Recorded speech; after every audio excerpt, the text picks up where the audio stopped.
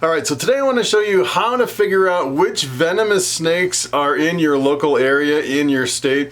And there's a lot of people that are really terrified of snakes. As a matter of fact, if I go out and I'm walking around, maybe hiking through the woods, and I see a snake, I'm a little bit scared of that snake because I don't know if it's venomous or not. I don't know if that is potentially fatal to me, that snake. And you know, working with ball pythons like Bobby here around my neck, I know all these ball pythons, they are completely harmless. There's nothing that this snake can do to really hurt me. It can bite me, but let me tell you, the bites are not fatal. Versus venomous snakes, you have to really be careful. You have to know which ones are which. And I want to show you a really easy way to figure out which venomous snakes are in your state. And as a matter of fact, up here in the mountains of Colorado, up at 9,000 feet, I have zero snakes at all up here. There's no snakes. I've been up here for, I think it's been about 12 years up here. I've never seen a snake, which is pretty amazing. And here in Colorado, we actually have 4 venomous snakes, and all those snakes actually have rattles on the tail. So if I'm out anywhere in Colorado and I see a snake, if it doesn't have a rattle on the tail, then I know, I'm pretty sure, 99% sure that that snake is not venomous. So if I'm out hiking somewhere and a snake bites me, I can actually look and again, real quick, just kind of scroll through what I have in my head. Those 4 snakes, if it doesn't have a rattle, I'm pretty safe. I don't really have to worry about it. Versus if you get bit by a random snake and you're out in the middle of nowhere, and then you don't really know what that snake is. Sometimes it can cause a panic, and sometimes you're rushing to the hospital and you don't really need to. So today I'm going to show you a really easy way to figure out which venomous snakes are in your state. Alright, so I'm going to jump over here on the internet and I want to show you this website called Venom Bite. And I just actually just discovered it today. I was actually kind of just browsing the web looking for a website that really summarized all the information for venomous snakes by state. So if you're actually in a certain state, you can figure out which the venomous snakes are. And actually, I probably wouldn't take this, you know, I probably wouldn't bet your life on this information, but I would say you're probably 99% sure if you actually go through and memorize these lists. So over here on Venom Bite, it actually has a menu kind of on this top over here. And if you actually go over to snakes and then scroll down to venomous snakes of the US, and then go over here listed by state, if you actually click on that, it brings you over to this web page. And this is really awesome because it has all the different states and all the different snakes in each state that are venomous. And kind of the interesting thing is if you look at, like, Alabama has a bunch of snakes. Over here in Alaska, there's 0 venomous snakes. So it's pretty cool if you're actually in Alaska, or if you go visit Alaska and you look down and a snake bites you on the leg, you can be pretty sure, 99% sure, that you are safe, that there is no danger of actually, you know, running into a venomous snake up in Alaska. Of course, you know, I probably wouldn't bet my life on this list, but I would definitely, you know, study up on what the venomous snakes are. And if you look down at some of these states, like Arizona, it has this huge list of all these snakes. And let me tell you, you have some work to do if you live in Arizona trying to memorize all these different snakes. And you probably want to know the lookalikes as well. So if some of these look really close to one that's non-venomous, you probably want to know the slight differences between both of them, especially if you're going around picking up snakes. I probably wouldn't pick up a snake in Arizona because there's a lot of venomous snakes. And if you actually scroll down here to Colorado, this is where I'm at. There's only 4 venomous snakes, and I kind of wanted to show you just the 4 snakes that are in Colorado. But if you actually scroll down and you look at all these, look at this, Hawaii, there's only 1 snake, the yellow-bellied sea snake, and I would say it's a pretty safe bet if you're in Hawaii that, you know, it's really easy just to memorize that one. Some of them, you know, some of these states only have a few snakes, and some of them have a pretty extended list. Look, take a look at this one. Maine, there's only 1, that is the timber rattlesnake. And there's a couple like Michigan and Minnesota with just 1 snake. And let's see, New Hampshire only has 1 snake. New York has 3. North Dakota has 1. Rhode Island, no venomous snakes occur natively in Rhode Island, which is pretty amazing. It's kind of an outlier. It's kind of interesting. Vermont just has 1, the timber rattlesnake. So I kind of wanted to bring you over to some of these snakes that are here in Colorado. So I kind of want to start with this one. This is the Western Saga.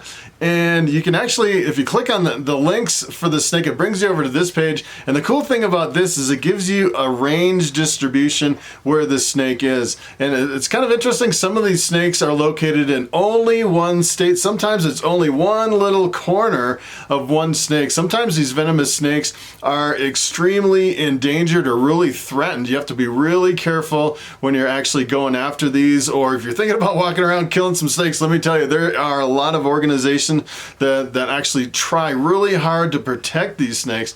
As a matter of fact, I was looking at some YouTube videos, and there's this whole kind of an organization trying to do this whole move to protect these certain rattlesnakes. And it was kind of interesting. They were going so far as to build tunnels under the roads and little kind of like fences along the roads so they wouldn't actually get run over by cars. And they were like tracking the snakes, had a little transmitter in the snakes, and it was, you know, the cameras and everything. And it was really intense trying to protect some of these snakes. So you have to be really careful. I've seen some people, you know, walking around actually killing some rattlesnakes and venomous snakes. You have to be really careful because a lot of these are protected and endangered in some cases. In a lot of cases, they're actually tracking them. They chip every snake, and you have to be really careful. So I thought I'd just kind of show you some of the pictures down here. It's really cool that not only do they give you the distribution of the snakes, but they also give you some of the pictures and some of the variabilities. You can see there's a little bit of different color here. And let me tell you, here in Colorado, I definitely would not want to come up against a snake like this. You can definitely see the rattles on the snake. Here's another one in Colorado. This is the Desert Saga, and it has a slightly different range distribution, and it looks pretty similar. This one definitely has rattles on the tail, and I really like that it kind of gives you the different versions of the snake. Sometimes there's little color variations of the snake. And it gives you a little bit of information about the size and the description and kind of where it's distributed. Some of these are pretty big. This one actually gets up to 2.5 feet in length, and it looks like a really heavy-bodied snake. You definitely don't want to come up against that one. Here's another one. This is the midget faded rattlesnake. This one, there's not a whole lot of information, and take a look at this one. It's only in 3 states right here. Pretty small distribution for this one, and you can definitely tell this one also has a rattle. There's just one picture on this one. Limited information here.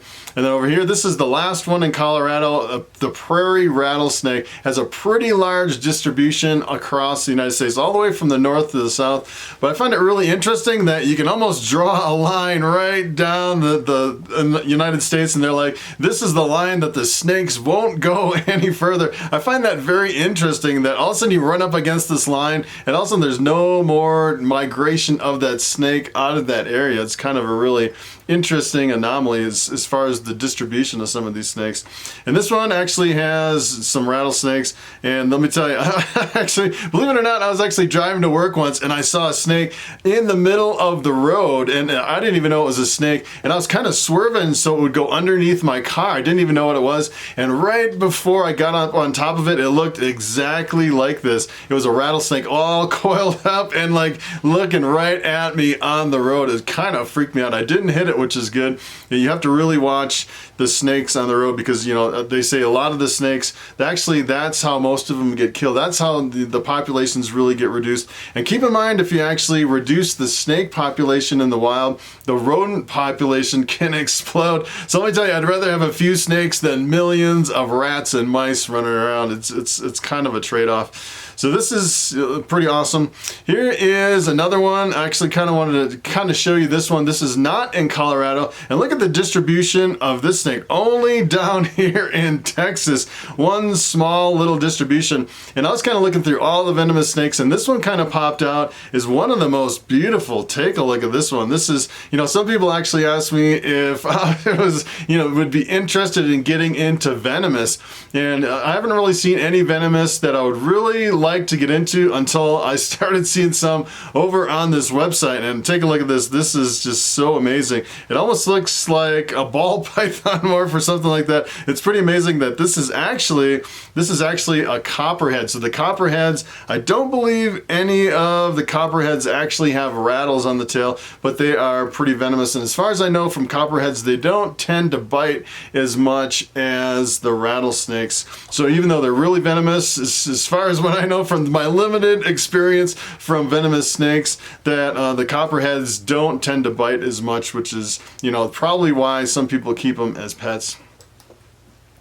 Here's another one. I was actually pretty surprised to see some coral snakes in the United States. Coral snakes are one of the most beautiful snakes, often confused with some of the milk snakes. Milk snakes are non-venomous. Coral snake is the venomous counterpart. And if you take a look at some of this is actually kind of has a really small distribution here. It looks like Texas and Louisiana down here and down in the deep south. Really beautiful snake. And as a matter of fact, there's several versions of these coral snakes. This is the Texas coral snake. Here's another one over here. This is the eastern coral snake. Really beautiful snake. Take a look at that one. That is really awesome. And here is probably the crown jewel. Take a look at this. This is the Arizona coral snake, only located right here. As a matter of fact, I looked this up, and they're actually in these two states here, but they're on the very southern tip in a really small location. They're pretty rare. And take a look at this snake. This is one of the most impressive venomous snakes. As a matter of fact, if I was to get into venomous snakes, I would probably drive down to Arizona and catch one of these. This is really awesome. And it's kind of funny because they say this one is extremely venomous, but it rarely bites, which is another reason that I really like it. You know, with venomous, you have to have really, I would say you have to have some really intense and in-depth training. You want a hospital on call on speed dial. You probably want some anti-venom in the house if you're working with venomous snakes. And it's kind of one of the things I haven't really jumped over into the venomous, but I'd say if I was to get into it, I would probably consider something like the Arizona coral snake. Pretty awesome. So believe it or not, over here on Venom Bite, there's actually more than just venomous snakes. As a matter of fact, they actually have venomous spiders found in each snake, in each state. And as a matter of fact, they have lizards and scorpions and spiders. You know, some people are actually terrified of spiders. So it's kind of interesting to see what is venomous as far as spiders in your local area as well. Spiders can do some pretty incredible damage if you get bit by the wrong spider. So I actually was coming over here to Colorado, and believe it or not, in Colorado there's only one, which is the western black widow. And I always thought, you know, you kind of look on the internet and you see all these, the brown recluse and this and that, and you're catching spiders and you're trying to compare them. And let me tell you, if you kind of have to look region by region as far as what snakes and spiders and scorpions and everything is in your state, because if you move from one state to another, everything changes, and the things that you thought maybe were safe are not so safe in a different location. As a matter of fact, I came over to the black widow here in Colorado, the western black widow, and this is what they look like. They're a jet black spider with kind of it's like one of those egg timers that uses the sand on the bottom of the snake. It's kind of interesting. As a matter of fact, I used to live in a house about 3 hours south of here, and we had tons of these all over the house. We had an infestation with black widows, and you have to really be careful of some of these spiders. They can be pretty deadly.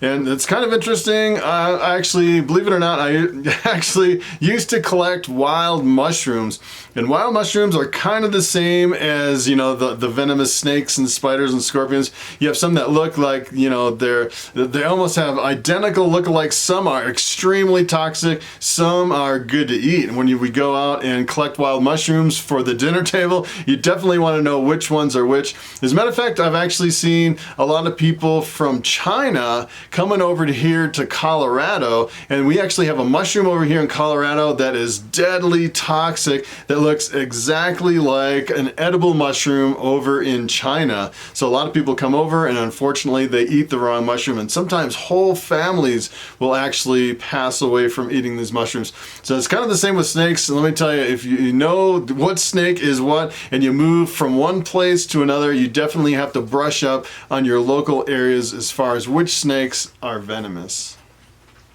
Alright, so it is time for the question of the day. And Helena asks, is there a bamboo pied? And that is a very good question. So this snake around my neck, this is Bobby, my bamboo ball python. He's a male, about 7 years old. And believe it or not, you can actually make a bamboo pied. The pied is a recessive mutation. And I'd say in most cases, the pied actually has patches of white all through the snake. Usually really stark differences between the patches of white and the color of the snake. And to my amazement, actually, if you take bamboo and you work it into pied, you end up with an all-white snake, which to me was kind of disappointing at first. I was hoping for a really cool bamboo pattern with the white splotches through it. And it was kind of interesting when I first got into bamboos, not a whole lot had been done about 5 years ago. And shortly after I got into it, someone actually produced a bamboo pied, and it was an all-white snake with a gray head. It kind of had a grayed out top of the head. And come to find out, that was kind of an anomaly. I've actually seen more bamboo pieds being produced, and they're completely white snake. Even the head is completely white. And sometimes it's kind of unexpected. In that one, I was kind of disappointed. I was hoping for a really impressive snake. And sometimes you run into these blue-eyed leucistic complexes, and sometimes you work them into pieds, and you end up with a white snake with the pied gene, which is kind of interesting. So that is pretty much it. Thanks for watching, and I will see you in the next video.